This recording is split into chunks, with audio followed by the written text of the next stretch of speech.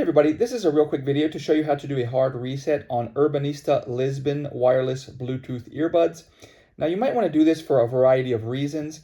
If the earbuds will not connect to Bluetooth, or they keep disconnecting, or if you're only getting sound out of the left ear or the right ear, a hard reset will fix a lot of these issues, and it's very easy to do. Just keep in mind, once you do this, you'll have to set them up again as new earbuds. But if you're ready to do that, we can go ahead and start. The first thing to do is just on whatever device you've had them connected to, go ahead and turn the Bluetooth off and then have them delete this device from it and have the device forget these earbuds. Once you've done that, with the earbuds inside the case, we're going to come in on this back button and we're just going to press and hold it for 10 seconds. And while we're holding it for 10 seconds, we can look at the front little indicator light. And when the front indicator light will start to flash red, that means it's resetting.